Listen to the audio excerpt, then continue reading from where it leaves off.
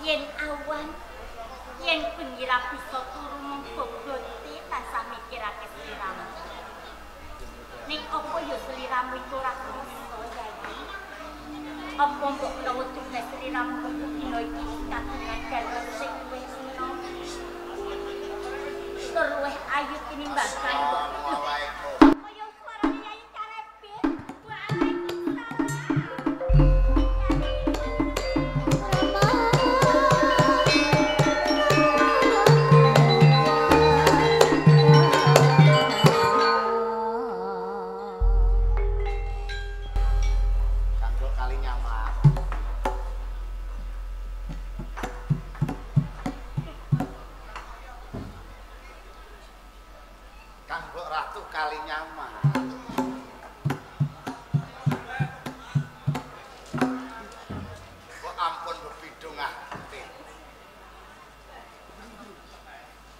Jane luput dosa kula niku napa Kanggo Ratu Kalinyamat?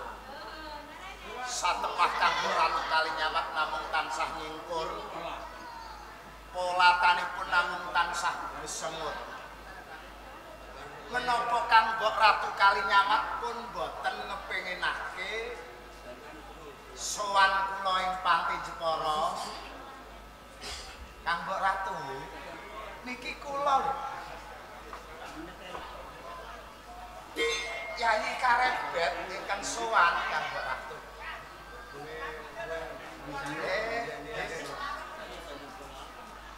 Nek ngoten kula saged duduk ing pawukon.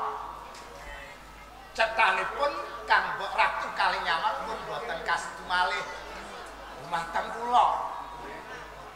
Dados boten wonten ginanipun. Umpami kula lami cumandha ing Jepara. Sampun kula nyuwun pamit. Assalamualaikum. Aja. Sampun. Aja Yayi. Aja. Kula Aja. ku Aja Yayi.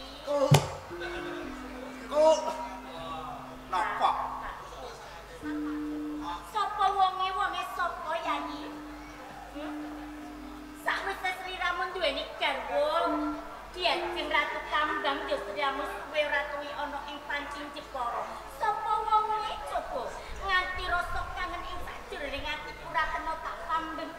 Bebasan aku yen awan radoyan mangan, yen ben yo ora bisa turu mung bot-bote tansah mikirake sliramu, bot-bote tansah lam-lamen lawan sliramu. Kok yo ora kumansani. Sampun apa derek? Wis Nek ajenge duka kalih kula, nek tasih kirang dipun lajengaken. Kanggo Ratu Kalinyamat. Karepet. Ing ajeng kula sampun gadah panyokra bawa. Cethanipun Kanggo Ratu Kalinyamat menika sujana kalih garwa kula, Diajeng Ratu Kambang. Mestine kaya ngono. Sasampunipun kula dados temanten anyar kalih garwa kula. Kula pun nglalekake dumateng Kanjeng Ratu Kalinyamat. Nyatane kok kaya ngono. Klentu panggerbanipun Kanjeng Ratu Kalinyamat. Kanjeng Ratu, Karepet.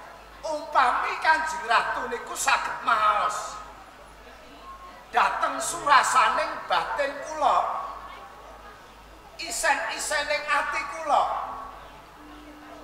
Kula kinten Kanjeng Ratu Kalinyamat boten gadah panyokra bawa ingkang kados ngaten jalaran.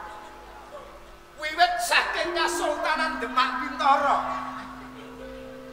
Kula agi-agi tumuju ing Jepara, pamrih kula saged panggih kelawan Kanjeng Ratu Kalinyamat. Saged ngraosaken raos kapan kula ingkang kula ampah jebul mboten. Klentu panampanipun Kanjeng Ratu Kalinyamat kaya-kaya pun boten wonten ginanipun. Ketimbang kula congkrah lawan Kanjeng Ratu Kalinyamat, kula tak wangsul mawon. Aja Yayi. Tak Aja. Yayi. Yen ngono sepurane sing gedhe entuk Kanggo Kalinyamat mirip panyokra bawa kang ala lawan sliramu. Mergo bebote rasa kang gawe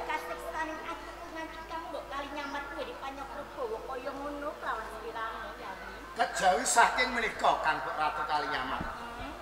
Umpami Kang Mbok Ratu Kalinyamat ngertos nalikane kula ajenge tumuju ing Panti Jepara, bebasan kula niku kesandung santun.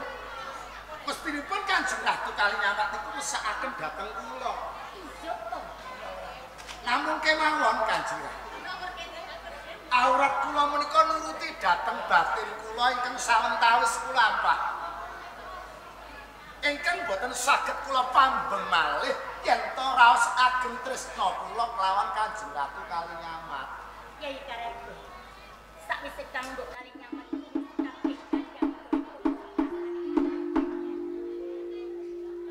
Kanjeng Ratu. Kyai Karep.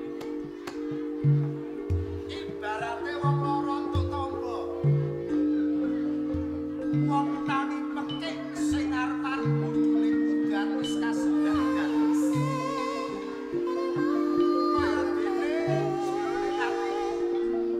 sakwise krasa kangen isa kasendangan untuk Surya. Kula saged panggih sampe lawan Kanjeng Ratu.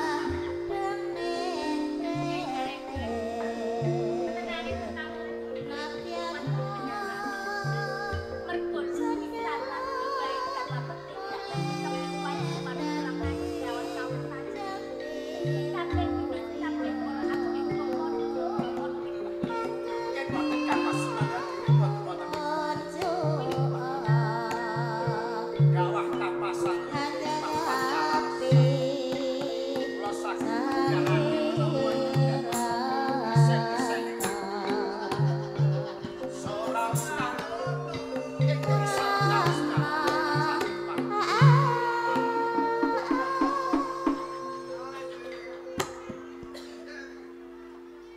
wis jane awan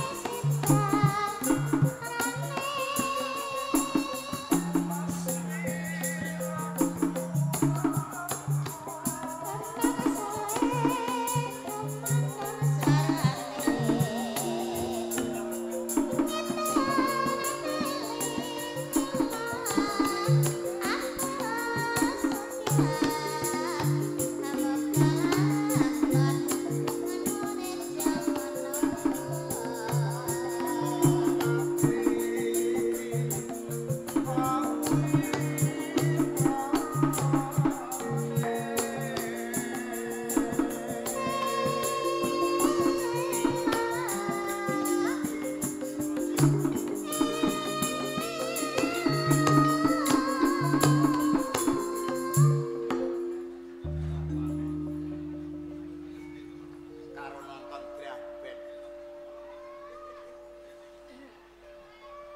Luput pisan kena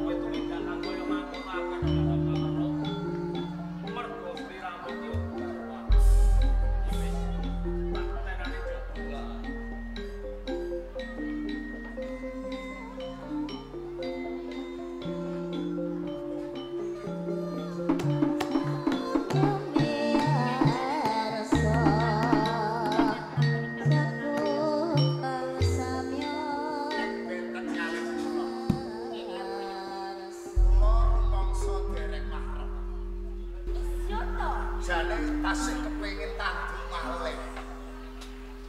Kang Ratu. Ya iki karep. Kula niku gumun. Gumune manggung.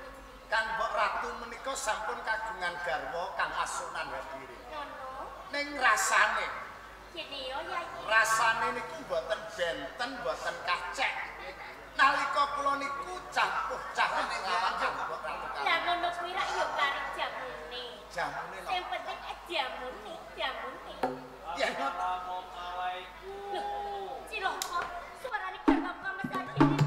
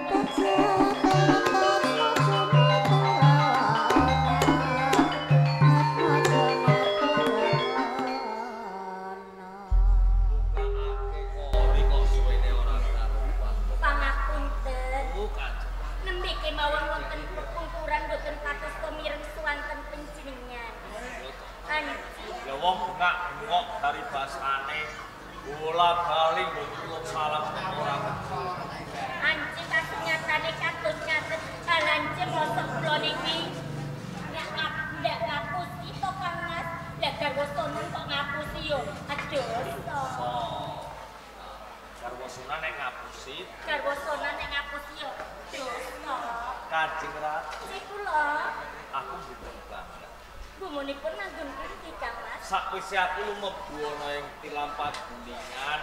Ngaten iki. Belas ae ora karuan rusuhe ra karuan. Apa penjelasan iki kok aneh-aneh. Tegesan iki lho kok kaya ngene iki jane tegesane sapa. Iki. Ae. Kuwi. Pirang-pirang iki jane tegesane sapa to? Apa iki mau lagi ono tamu? Mboten, lha wonten tamu kok wonten taman pagulingan. Tenane mriku rak tegesi sanipun abdi panjenengan piyambak.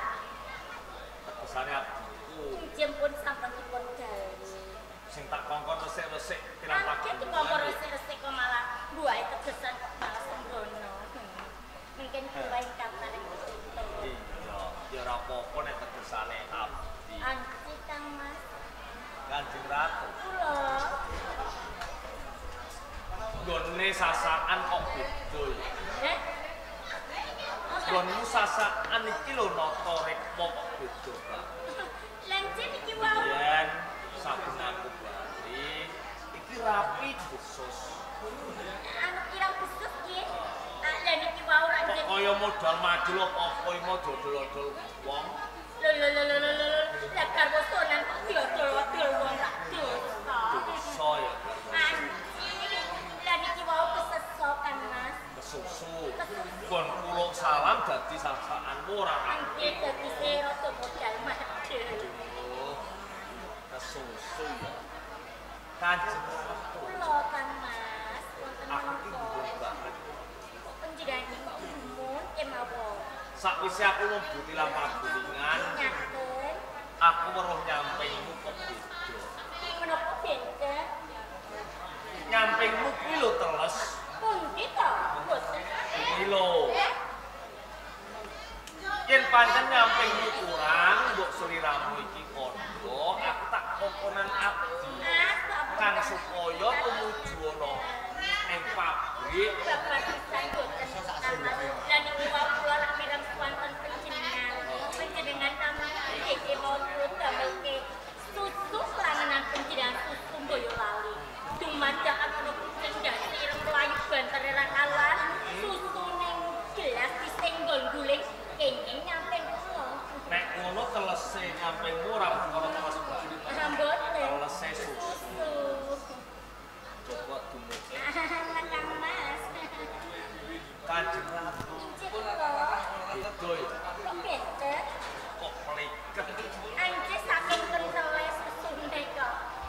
saking kendele nganti peliket kaya ngene. Nggih. Kanjeng Ratu. Wonten nopo Kang Mas? Mun nah, Gumunipun? jebul lek susu penteli dadi peliket. Gandane kok beda ya. Ing menapa wonten gandhenipun? Nek adat lupyane susu iki gandane wangi tur seger. Nggih. Iki kok gandane halus amis. Iki apa? Kang Mas rahayunipun dereng panjenengan unjuk ambek menawi susune kadaluwarsa. Susu kadaluwarsa. Kadaluwarsa. Susu kadaluwarsa gandane Mbok amis. sampun dipun Sengit. Kang Mas mbok sampun dipun gale. Kaya ora susu. Anjen kok susu kadaluwarsa mikaten ngaten. Iki perkara susu. Guli jelas. Senggol Senggol kucing dasi. ini nyampe. Kucing sing gawene liwat kuwi to. Anjir. Gawene tumeka ning papan kene. Anjir to Kang Mas. Ojo kuwatir. Mengko yen kucinge tumeka ning papan kene, tak balane. Mbok sampun ngaten. Lho, yo ora apa-apa.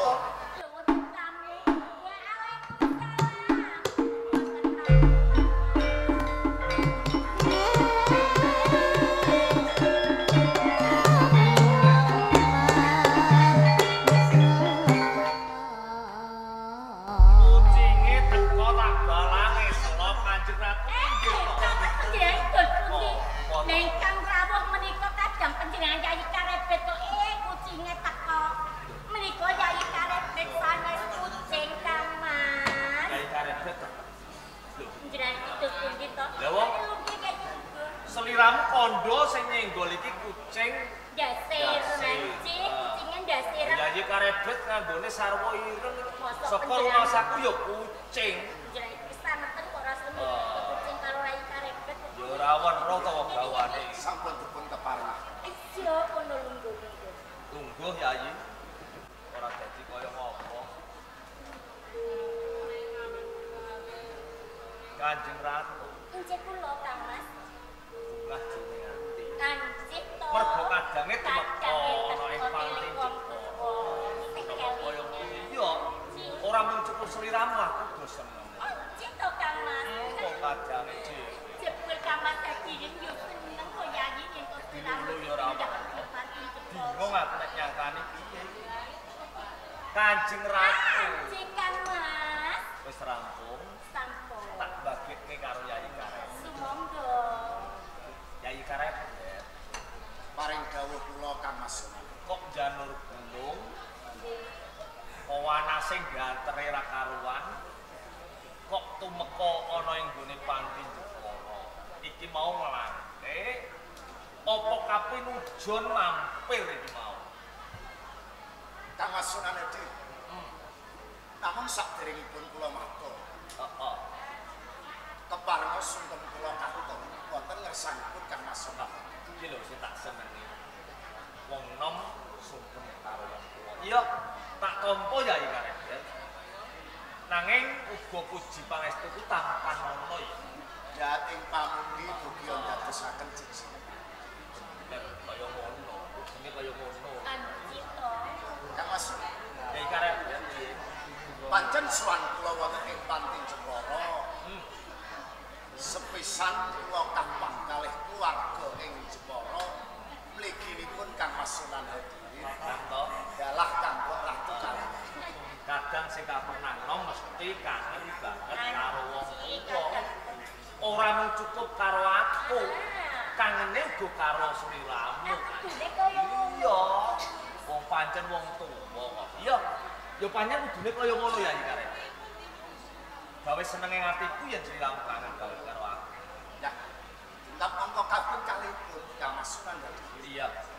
Pancen mung didhawuh saking ngersanipun Rama Sultan Trenggono bilih sowan kula ing Jepara kula kapurih tuwi dhateng kawujunganipun kula Ratu Sunemanju dalah Kanjeng Pangeran Pangil Jebul ana wigati. Wigatine tuwi kawujungane wis Tanjung terus karo Pangeran Pangiri. Ngene ya. Mergo sing saben dina sing cedhak iki Kang mbok menawa mengko sing paring piwangsulan Kang kali nyaman ae. kados. Heeh. Mergo aku yen paring piwangsulan ora prayoga, ya. Kanyamat. Injih Kang Mas. Seliramu sing paring piwangsulan kae karo Yayi Karet. Ngaten. Heeh. Ya. Yayi. Yen pancen sliramu tuh dina iki kepengin mangerteni kepiye to kahanane ora lanjut dalam pangeran pamin. Alhamdulillah. Waktu dina iki pangeran Ratu Semanjung Bagas para sehat wal afiat ora ana alaman sawiji apa. Nelake Gunung Panarima ingkang tanpa upah. Iya Yayi. Mratelakaken kawujenganipun para ratu ingkang mapan wonten ing Panti Jepara tansah kawis krasan cumondhok ing Panti Jepara. Kawasan Yayi Karet. sasampunipun kula nampi dhateng pawartanipun para ratu Semanjung. Heeh. Kula mboten saged dangu cumondhok ing Panti Jepara. Ya karepmu. Kepareng kula nyuwun pamit. Kula badhe wangsul wonten ing Demak. Lho piye to? Lagi wae teko kok ora kok yo arep bali anggere sedina rong dina rak yo bisa. Wis to nginep sedina rong dina wae ono ing Panti Jepara Yayi. Kanjeng Ratu. Kula Kang Mas. Gelem apa ora kok? Mboten kersa monggo panjenengan wis to. Piye ya? Ngaten. Yayi Karet. Kang Mas Sunan Bener ature kang kali nyaman. Rene durung ana sejam wae wis kok kesesot. Rumangke iki. Mbok yo nginep aja meneh mung sedina rong dina. Seminggu, sesasi, setahun saya-saya. Yen pancen kowe gendeng ning gone Panti Jepara, iwas kebeneran. Centong sisih sekali kae kabeh kali nyaman. Iki ana sing kosong. setahun. Iya, engko panggoni kuwe. Rak krungu to aturi Kang Mas Edwin, aja meneh kok sedina rong dina, sesasi rong sasi, setahun selawasi wae kepareng ada nang Panti Jepara. Lho ora weruh. Aku nek ngandani Wis terus to ya iku nginep kuwe dhisik oleh Panti Jepara. Ngono. Kanjeng Ratu. Injih Kang Mas, injih. Gelem apa ora? Mboten kersa. Ora gelem piye to? Anjing. Lah wong dikon nginep penak wae. Empon ning gone Panti Jepara ya adem bawane. Ora panas. Kang Sunan Hadirin sampun klentu ing panah. Ono. Sanes wekdal kemawon kula badhe nyipeng ing Panti Jepara yen to sesarengan kelawan garwa kula diajeng rahat. Besok meneh iki yen to ana ing Panti Jepara garwane rak yo dikan. Syo. Dikanthi barengan suwanane Panti Jepara. Engko kamarmu sisih kanggo kali. Karo aku. Matur suwun. Heeh. Ing nyuwun pangapunten. Heeh. Kepeksa kula nyuwun pamit. Kula badhe wangsul wonten ing Kasultanan Demak. Iya. Tenan ora nginep sedina rong dina. Nek pancen arep koyo ngono apa-apa. Aku titip salam sak paman Sultan. Semono kowe aku ya. Aku kok tetep taklim aku kelawan paman. Sing hati-hati ya Yayi. Sing hati-hati ya.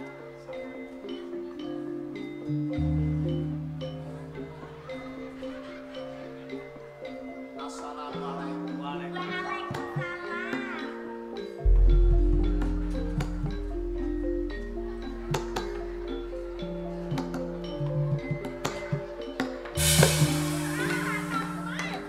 Kok ngaten lho panjenengan? Yen menapa mangga? Dadak karep iki kandhane dadak ngene-ngene iki ngopo to?